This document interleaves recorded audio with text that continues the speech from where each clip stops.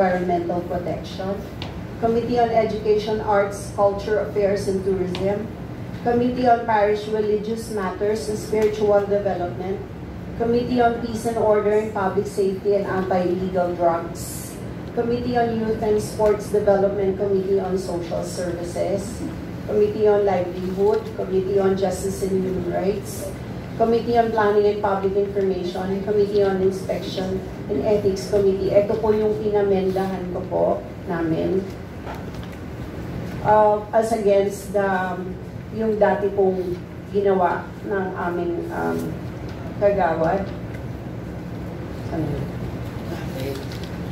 Na inilagay niya na sa tingin namin ay hindi naman namin kailangan. Ulitin ko, nilagay niya yung Committee on Urban, Poor, and Housing Resettlement na wala naman po kami ganun. Committee on Transportation and Communication, Gender and Development, pinagsama niya po.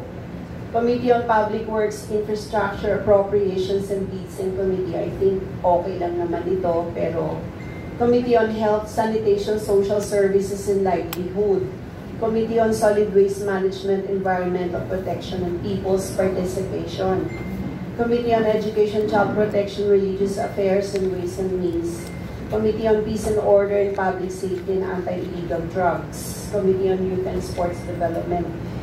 So yun po yung inamendahan namin. Ito po, kasama rin yung mga yung dating IRP na gusto po namin ipa-approve sa inyo kung tama po itong ginagawa namin, sir. Okay, any comment from the members?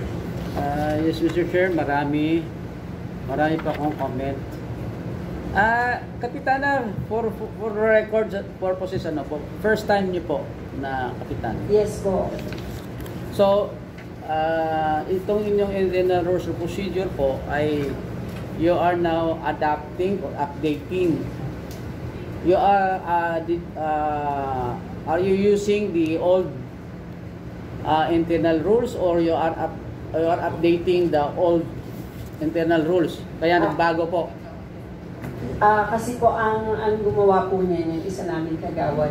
So she was the former secretary, treasurer of the past administration.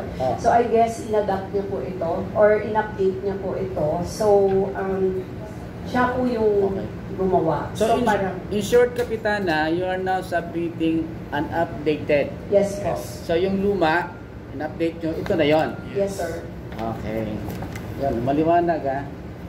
Ngayon, kagawad ano, first time?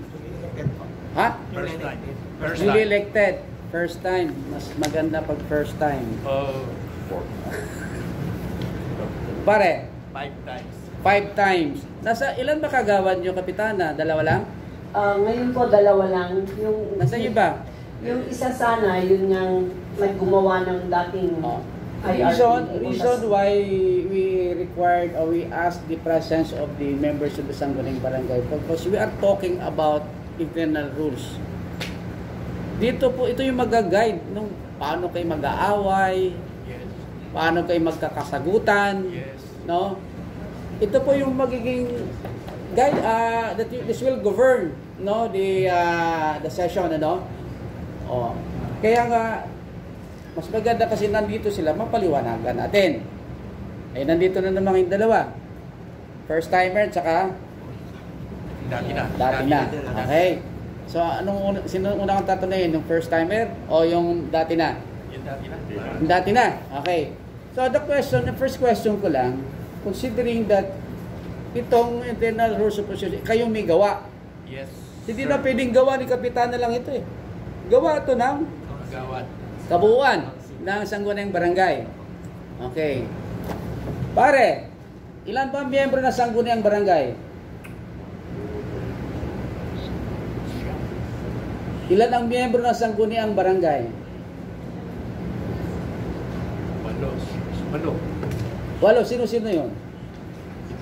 Itong kagawad? Isang chair, isang kapitan. Isang barangay, isang iski chair? 8 na yun. Isa pang kapitan. O siyang pala. Nawala yung iski chair mo. Kamali lang bilang. May galit ka doon, palagay ko, kaya hindi mo sinama. Okay, so ilan ang miyembro ng sangguniang barangay? Kasi alam niyo po, kaya po tinatanong yung pag internal rules of procedure, kasi there are mga kagawad, pirma lang ng pirma. Without even reading, hindi na pinabasa. Ano ba meron dyan? Di po ba? Ang ginagawa nila, basta pirma o para ma-submit. Pero hindi na alam nandito ang buhay ng sangguniang barangay Okay, so ilan pare? Siyam. Hindi kasama barangay secretary. Bakit siya nandun? Yan. Treasurer, hindi kasama. Hindi rin. Pero nandun yung mga treasurer, ibang mga barangay, nandun yung treasurer di ba? Kapitan nandun, di ba? Treasurer nandun, di ba? Bakit? Kasi bibilin ng merienda yun. Alam niyo na? Kagawad dapat yun ang tatandaan natin. Kasi po dito sa internal rules, nandito yung tinatawag na unparliamentary behavior. Yung mga hindi pa na-recognize magsalita, nagsasalita na. Di ba? Legislative discourtesy ang tawag doon. You are not recognized the presiding officer, but salita na ng salita, pwede kang batukan. Wala ka pang, hindi pa kita na-recognize So ito dapat ang susundin. Yes. Ano ba magiging disciplinary action na gagawin? Pag halimbawang hindi nasunod ito, yun, nagawad. Kaya mahirap yung nagsasalita ka ng salita na wala ka pang, hindi ka pa na-recognize na presiding officer at wala ang basihan. The reason why I would like to emphasize this one, kasi meron dito tayong tinatawag na calendar of business, yung agenda. Yung agenda po, yun, ganito. The reason why mayroong agenda po, para sunod-sunod yung mga pag-uusapan.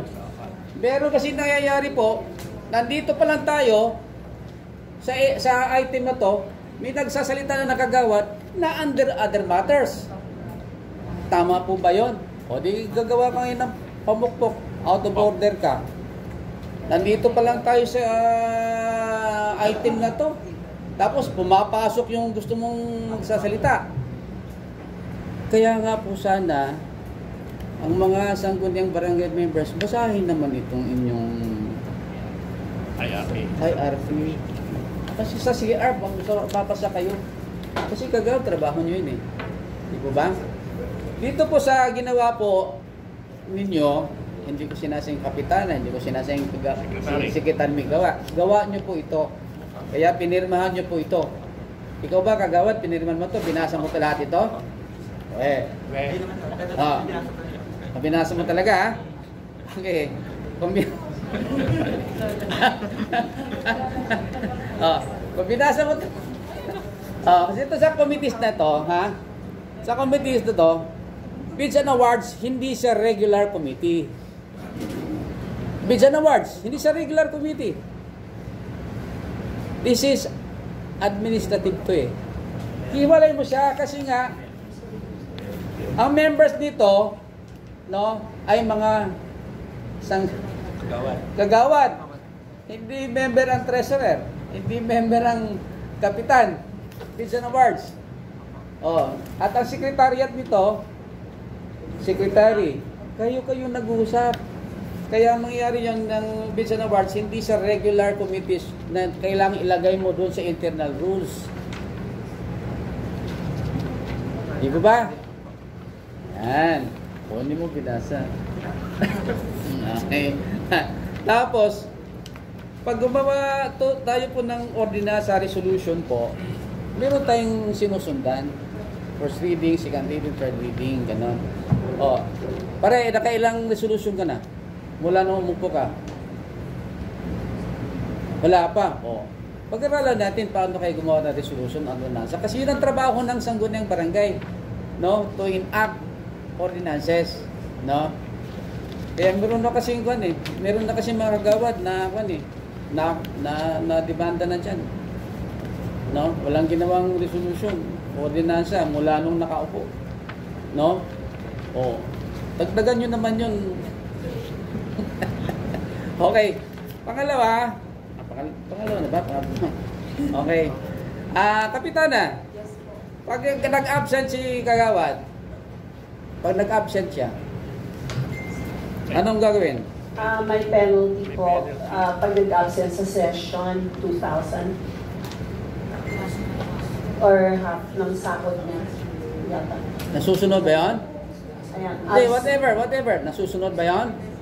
Wala pa naman pong nag-absent. Wala pa nag-absent. Nagpapaalam sila kung malilate sila. So, with consideration, with ample consideration, so, inibigyan natin ng I try to give them excuse. Consideration. So, huwag na. Sige, huwag mo natin ipa-penalize. Sec, tingnan mo. Pare, mo ano kopya pare. Section 21, fines and penalties. Proper attire. During regular session, alam niyo po, may mga kagawad. Minsan umatin ako sa mga barangay session. Naka-short lang po yung kagawad. No? Naka-chinelas pa. Tapos gusto pa lang tawagin honorable. Nag-chinelas. Okay, dito sa section 21, penalties. First offense, reprimand, warning. Second offense, 500, 1,000. Ano po ito, Kapitana? Ito po yung sa proper attire during regular sessions. So pagka pumasok po silang naka-shorts, yun po. First offense, warning. Second, 500. Third, 1,000 na ang sisililin namin. Ano masabi mo, Kagawad? Tama na po. Tama lang. Apo. Kaya hindi ka na mag-short. Hindi pa ako nag-short. Kasi po, agad kayo na nakita ko lang ito, no?